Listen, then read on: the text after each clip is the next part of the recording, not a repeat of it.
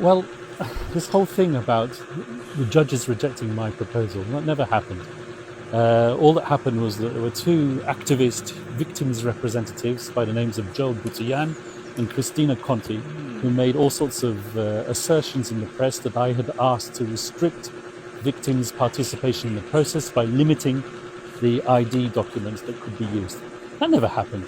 All I was doing was I was relying on what the Philippine social security system requires for ID to be verified in the Philippines. What they don't tell you is that they were not accepted at this present moment in time to be representatives of the victims, rather the OPCV, which is the unit which is dedicated to representing victims at the ICC. So this is not a question of the judges rejecting something that the defense asked for. This is a response that the defense made to the VPRS, which is the internal court unit which is responsible for assessing victims' applications. That's all we did. We made observations. We didn't make a request which was rejected. That's a big lie.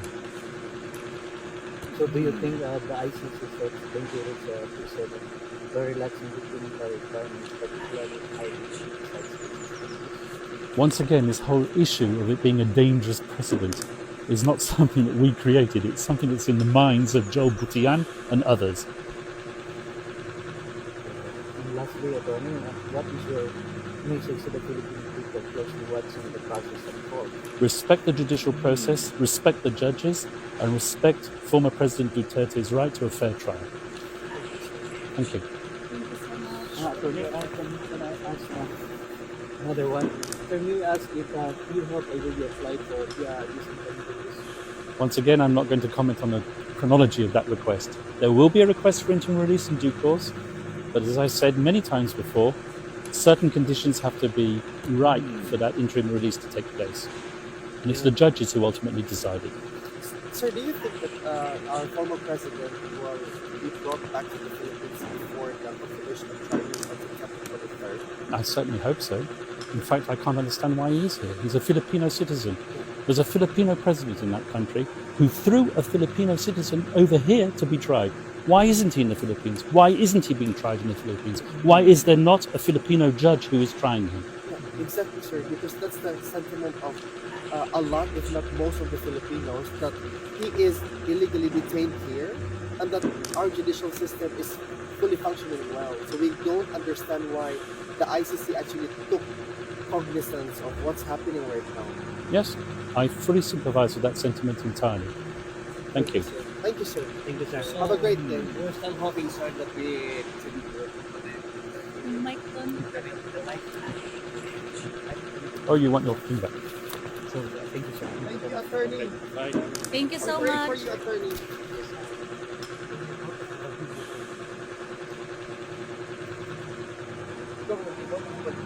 Sila yung mga another team. Yes, mga kapartners, yun po ang update ngayon tungkol po sa mga legal matters. Nakausap natin si Attorney Kaufman sapagkat bumisita siya ngayong oras na ito sa ating mahal na Pangulong Rodrigo Roa Duterte. So mula dito sa The Hague, Netherlands, ito si Anton Cero, inyong Global Citizen Correspondent, SMNI News. Kinakailangan yung warrant of arrest na yon ibigay mo doon sa lokal na hukuman ng bansa kung saan naroon yung gusto mong iparesto. At ipadaan mo doon sa tinatawag na competent judicial authority. In any event, this honorable court has on multiple occasions decided cases that have become moot. In fact, in the case of Toyoto versus Ramos, GR number L69270, October 15 of 1985, this honorable court ruled on the petition for habeas corpus despite the subject's release. If a ruling was deemed necessary, then even with the subjects no longer in custody, there is even stronger reason for this honorable court to rule now, given former President Duterte's continued illegal detention. 18. In the matter of the petition for writ of habeas corpus, Data versus De Lima, on September 8, 2020, this honorable court held that it is not precluded from deciding cases otherwise moot if first there is a grave violation of the Constitution. Second, the exceptional character of the situation and the paramount public interest are involved. Third, when the constitutional issue raised requires formulation of controlling principles to guide the bench, the bar, and the public. And fourth, the case is capable of repetition yet evading review. 19.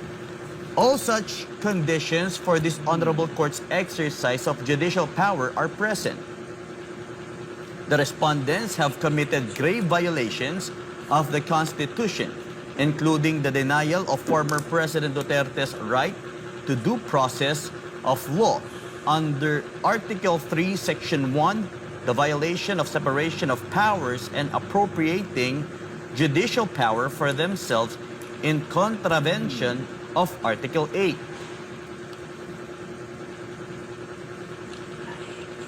All such conditions for this honorable court's exercise of judicial power are present.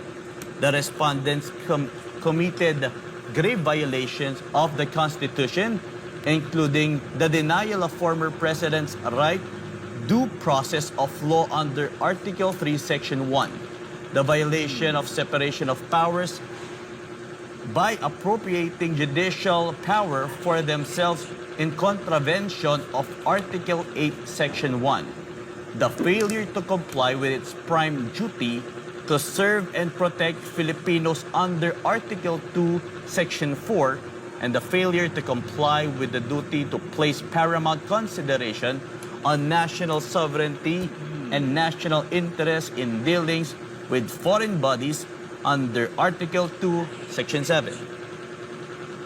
20.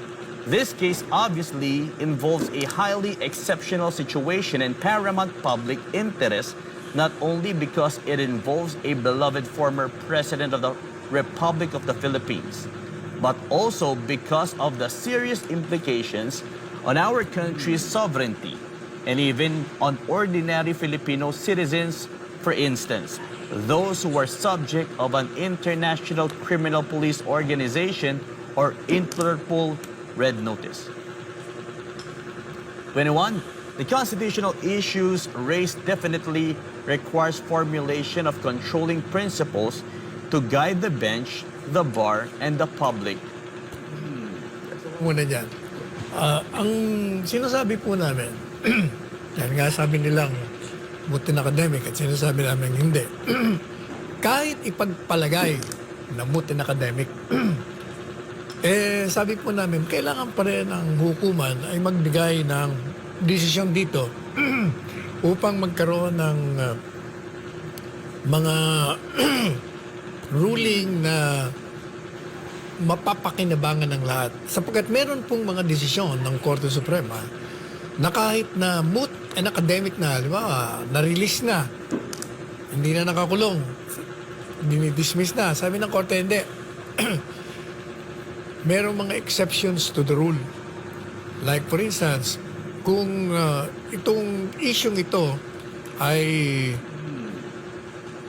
grave violation of the Constitution, isang lantarang paglabag sa salingang batas ang issue. Pangalawa, ang sabi ng Korte Suprema, kung ang issue rito ay tumatawag o pumapasok sa tinatawag na public interest. At talaga naman may public interest dito dahil ang pinag-uusapan dito isang Pilipinong isinuko mo, iniresto mo na ng illegal, kinidnap mo pa, pinakulong mo pa sa ibang bansa. At sabi ng Korte, pangatlo, kailangan daw merong mga prinsipyo na ilalabas ang Korte Suprema para maging giya at hindi na maulit ang mga ganito. Lalong-lalo na itong ginawa sa Pangulong Duterte ay maaaring maulit na muli at ito'y makakatakas na naman sa judicial scrutiny kasi meron mo, di-dismiss kasi mutin academic na o ginantipalaan mo na pagkatapos wala ka pang magawa ay hindi po pwede yun. Kaya sabi namin sa mga binigay na exception ng Korte Suprema ay makikita na pasok ang kaso ng Pangulong Duterte. Yung Salamat. last two paragraphs mo. Yes. We can go 23, 24, attorney. In this case, or pagpatuloy ko po attorney ang 21 natin. Okay.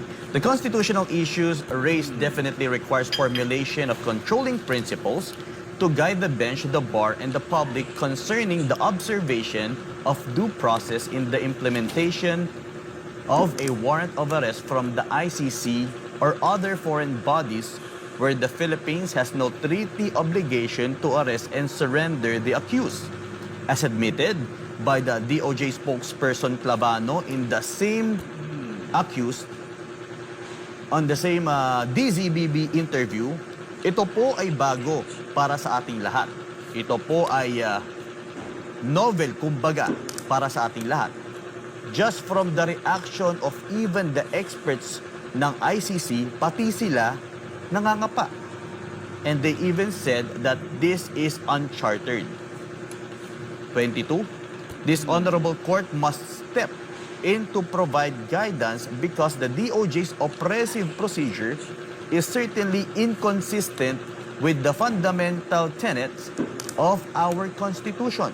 As discussed above, this honorable court's intervention is even made more necessary because of the belief of the DOJ through ASEC Clavano that in the end of the day, ang magsasabi talaga ng tamang interpretation ay yung mga prosecutors sa ICC. Dahil hindi naman po ang nagbuo or tayo ang nagbuo ng rules na ito.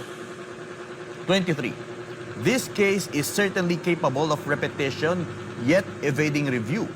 In fact, in her press briefing this morning, March 14, 2025, the Presidential Communications Office Undersecretary Claire Castro announced that the Philippine government will also cooperate with Interpol for the arrest of Senator Ronald Bato de la Rosa once his ICC warrant of arrest is endorsed.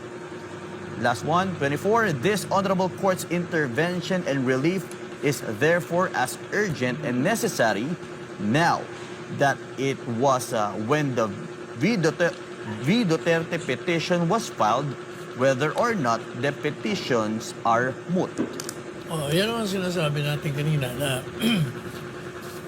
kailangan talagang magkaroon ng mga rulings, mga deklarasyon ng Korte Suprema upang maging maliwanag ang gagawin ng isang gobyerno kaugnay sa mga ganitong kalakaran kung saan ang isang mamamayan ay dinidemanda sa dayuang tribunal. At sinasabi po natin doon, lalong-lalo pa nga, na this involves yung tinatawag na paghihiwalay ng mga sangay, separation ng branches of government. Kasi kung matatandaan po ninyo, doon sa Section 59 o Article 59 ng Rome Statute, sinasabi doon na kung meron kayong aarestuhin at meron silang warrant of arrest na in-issue, kinakailangan yung warrant of arrest na yon ibigay mo doon sa lokal na hukuman ng bansa kung saan naroon yung gusto mong ipa-aresto. At ipadaan mo doon sa tinatawag na competent judicial authority. At ito'y napakalaga, sabi namin sa petisyon, sapagkat itong executive, yung Department of Justice, inagaw na ang kapangyarihan ng hukuman. At sila sila daw yung judicial competent authority. Bibiro niyo yun, nangagaw na sila ng isang sangay, sila'y nasa executive. Napakaliwanag ng hukuman, or rather ng saligang batas, ng kapangyarihan ng hukuman ay sa kanila lang ibinibigay to determine whether an act of an official or an institution or an instrumentality or a government is illegal or not. Sila lang yun. Sila ang hukuman, hindi ang itong DOJ, sila lang yung tinatawag na prosecutorial, sila lang ang uusig. Hindi sila ang hatol. Eh biro mo, sila na ang umuusig, sila pa nag-aresto, sila pa hatol. Anong ibig sabihin kangaroo court? Hindi ubre yan. Yan po ang sabi namin sa petisyon. Muling pinabulaanan ni dating Chief Presidential Legal Counsel Attorney Salvador Panelo ang pahayag ng Department of Justice kaugnay sa iligal na pag-aresto kay dating Pangulong Rodrigo Duterte. Ayon kay Panelo, malinaw ang nakasaad sa batas. Hindi DOJ ang tinutukoy na competent judicial authority ng Rome Statute. Alam po ninyo, ito yung sinasabi ko. Mga nag-aral sa abogasiya at naging abogado at sinisira nila ang kanilang mga integridad. Pambabata pa. Sapagkat yung mga opinion nila ay nakukulayan, namamantsahan ng kanilang pangkasalukuyang trabaho sa gobyerno. Dahil ang gobyerno, yan ang posisyon. Kailangan sundin nila.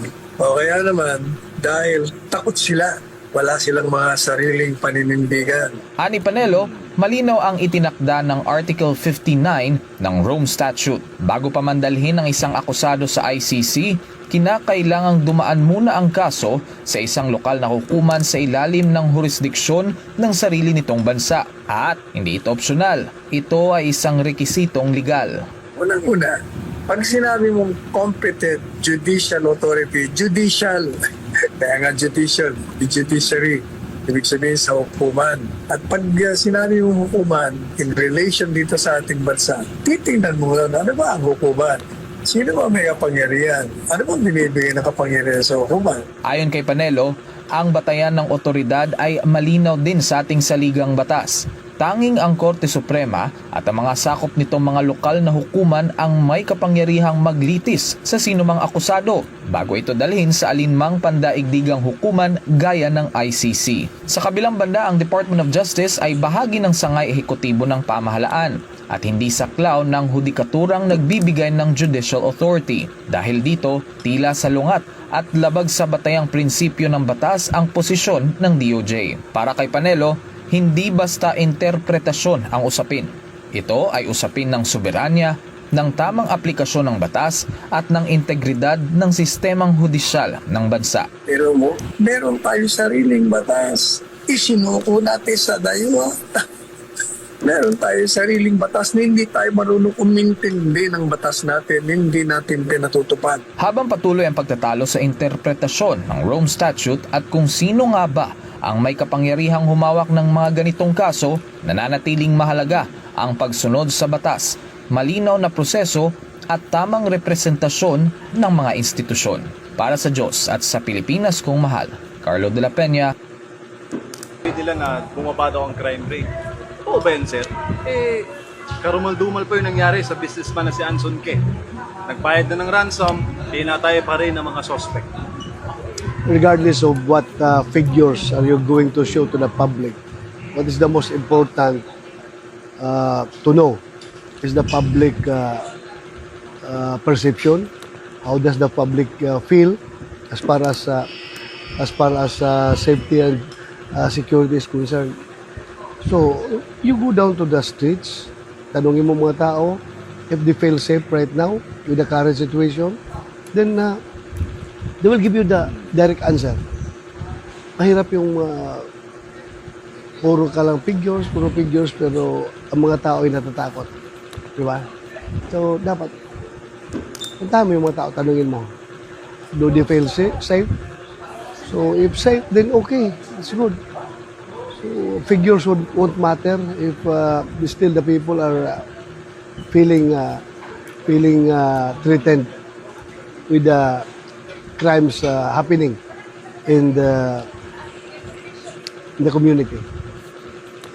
So ano masasabi mo na in this current administration, binigyan po ng safety passes ang mga kalaban ng gobyerno, NGA, MIMN, yung mga nagkasala sa taong bayan, nag-guilty po sa mga maraming pagpatay?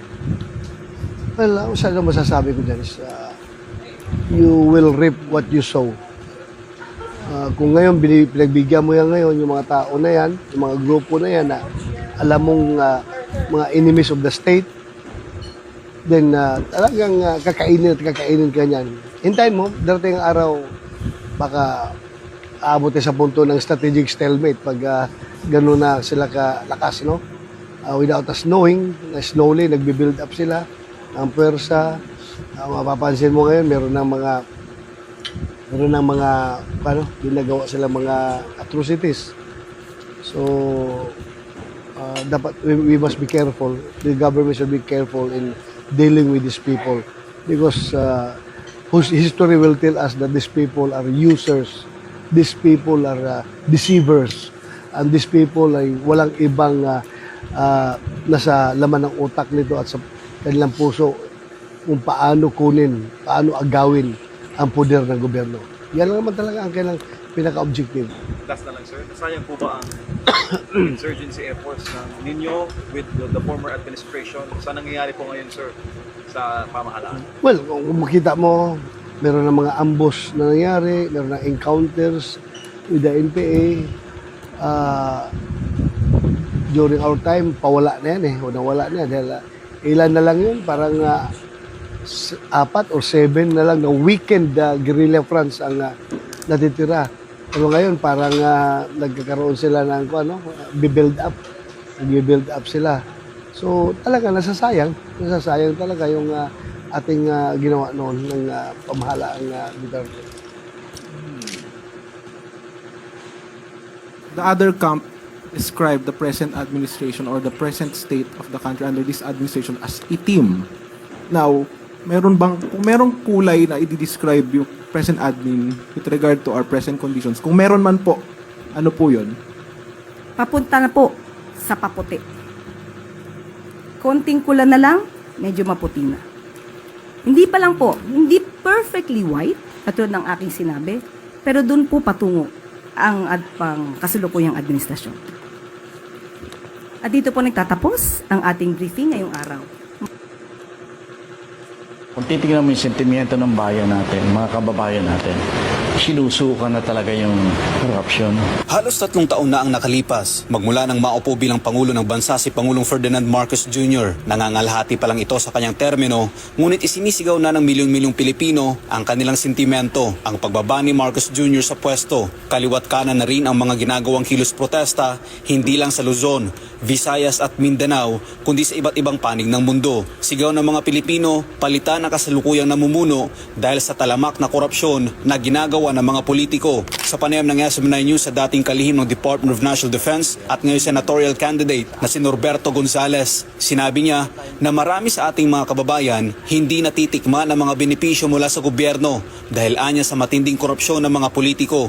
Kailangan iboto niya ako kasi kami ang gumagawa ng listahan kung sino makakatanggap. Alam mo, marami sa kababayan natin yung hindi nakakatanggap ng mga benepisyo na ganyan.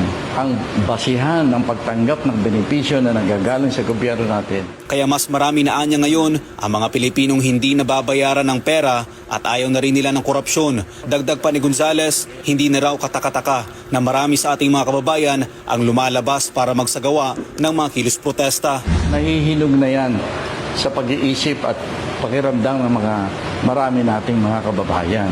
Kaya pag nagkaroon ng isang pagkilos para palitan yung mga nakikita nilang mga maling pamumulitika, marami sasali sa mga kababayan natin. Marami sasali siya. Pero para kay Gonzales, hindi anya sapat ang sigaw ng mga tao kung walang leader na tatayo para sa kanilang mga ipinaglalaban. Naghahanap ng mga leader ang taong bayan natin. Kaya maganda kung may nasasabi ka na encounter mo sa mga interview na may mga ilang mga political leaders na gusto nang kumampi sa kagustuhan ng mamamayan na wala ng korupsyon. Maganda yan sa darating na panahon. Kaya naman kung papalaring na manalo at mailuklok sa Senado, ipinangako ni Gonzales na kabilang siya sa mga senador ng PDP laban na magtataguyod ng zero corruption kagaya ni Pastor Apollo C. Quiboloy. Sa huli, nilinaw ni Gonzales na hindi magiging madali na bogin ang matagal ng sistema ng korupsyon sa bansa. Pero sa tulong anya ng mga Pilipinong namulat na sa katotohanan, mga Pilipinong nagnanais ng tunay na pagbabago, magiging magaan na lang anya para sa kanila na linisin ang gobyerno. Para sa Diyos sa Pilipinas. 4 na linggo na lang at muling pipili ang mga Pilipino ng mga lider na mamumuno sa bansa. Para sa isang party list, ang laban sa darating na halalan ay hindi lamang simpleng tagisan ng mga partido o mismong mga politiko dahil ang totoo, isa raw itong showdown sa pagitan ng Team Duterte at Team Marcos Jr. Ayon sa Ako OFW Party List, mahalaga ang pagboto ng direkta sa mga senatorial candidate ng PDP laban upang tiyakin ang suporta at proteksyon sa mga Duterte, lalo na kay Vice President Sara Duterte na ngayon ay sinasabing target umano ng impeachment. Alam naman natin sa House and the Senate, number games. So the more kaalyado natin sa Senate, medyo bumababa yung ating pangamba na baka nga mapagkaisahan ng ating Vice President. We don't want her to be impeached. She was voted by 32 million voters. To protect our Vice President, kung mahal nyo talaga si VP Sara, let's vote straight. Dagdag pa ng Ako OFW, ang pagboto sa mga kandidato ni dating Pangulong Rodrigo Duterte ay tanging paraan upang maibigay ang hustisya para sa kanya. Ito'y kasunod ng paniniwala nilang iligal ang pag-aresto kay dating Pangulong Duterte at ang umano'y pagtalikod ng Administrasyong Marcos Jr. sa dating leader sa harap ng International Criminal Court. Para magkaroon ng kabuluhan ang legacy ni Tatay Digong. Itong straight PDP laban candidates, ito ang makakapagbigay ng hustisya sa kung anong nangyayari. If you want justice for our president, there is no other way to do it except to vote straight PDP laban candidates. Ayon pa sa Ako OFW, hindi lamang solid ang paninindigan ng PDP laban slate, kundi taglay rin naman ito ang kakayahan at kwalipikasyong kinakailangan upang epektibong magsilbi sa Senado. Binubuo ito ng mga batikang abogado tulad ni Attorney Jimmy Bondo, Attorney Raul Lambino, Attorney JV Hinlo, Attorney Vic Rodriguez at Congressman Rodante Marcoleta.